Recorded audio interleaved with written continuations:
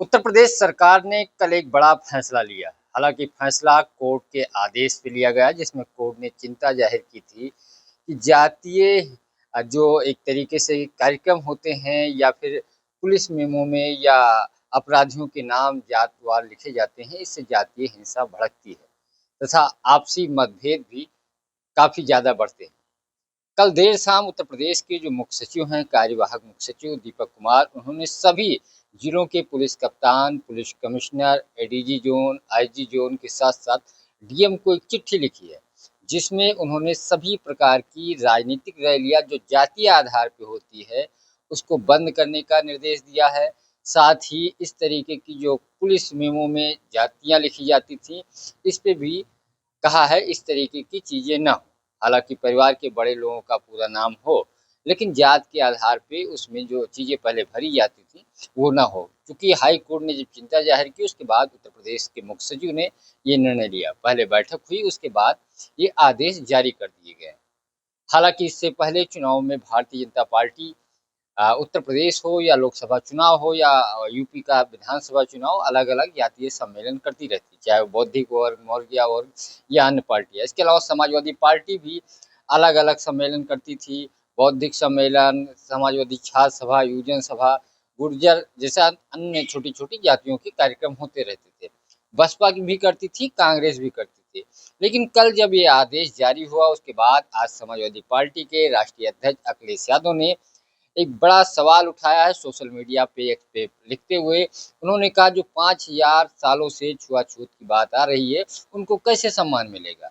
जो जात के आधार पे जिनको एक तरीके से समाज से बहिष्कृत किया जाता, अपमान किया जाता, उनके लिए क्या करेगी सरकार।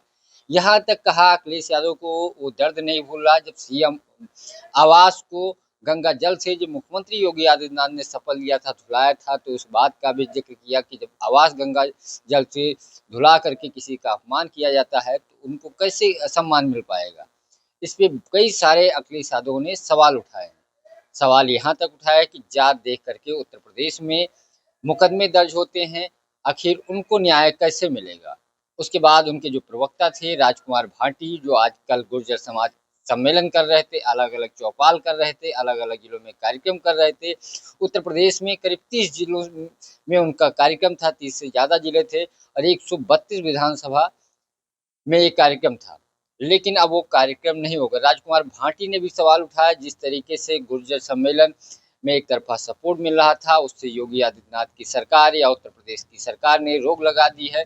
जबकि इससे पहले 2024 के लोकसभा चुनाव में बीजेपी स्वयं जातीय सम्मेलन करती थी, ये राजकुमार भाटी ने कहा। यहाँ तक कहा कि गाजियाबाद के कार्यक्रम में कई किलोमीटर तक जातीय अलग अलग जातियों के लोगों ने मुख्यमंत्री योगी आदित्यनाथ का सम्मान किया था। जब एक रैली थी, चुनावी रैली, अलग अलग मंच बने थे अलग अलग जातियों का। लेकिन जब आज समाजवादी पार्टी इस तरीके की चीजें कर रही, जनता का सपोर्ट मिल रहा है, तो उत्तर प्रदेश की योगी सरकार ने इस पर रोक लगा दी है।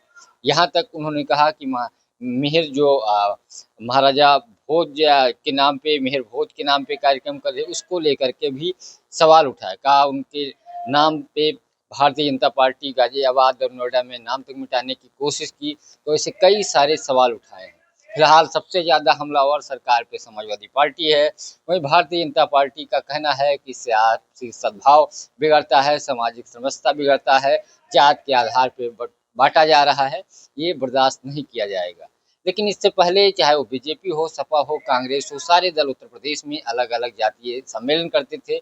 लेकिन कोर्ट का हवाला देते हुए, जो कोर्ट का निर्णय आया उसका हवाला देते हुए उत्तर प्रदेश के जो कार्यवाहक मुख्य सचिव थे, उन्होंने सभी पुलिस कप्तानों और जिलाधिकारियों के साथ साथ पुलिस कमिश्नर को निर्देश दिए हैं कि जातीय रैली, जातीय कार्यक्रम या जात के स्तर पे कोई भी अगर प्रोग्राम हो रहा है तो उसको रोका जाए। यानी अब उत्तर प्रदेश में जातीय सम्मेलन या जात के नाम पे कोई कार्यक्रम नहीं होगा।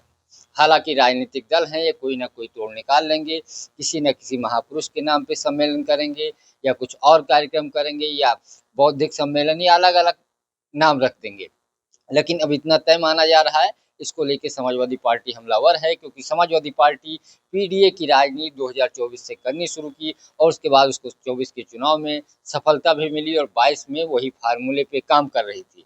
अलग अलग जात के आधार पे, नेताओं से मुलाकात संगठन के आधार पे, उसके बाद जिस वर्ग में, जिस क्षेत्र में अलग अलग जातियों को साधने की कोशिश कर रही थी, उनके बीच जा रही थी, चौपाल कर रही थी, उसके लिए एक बड़ा झटका है।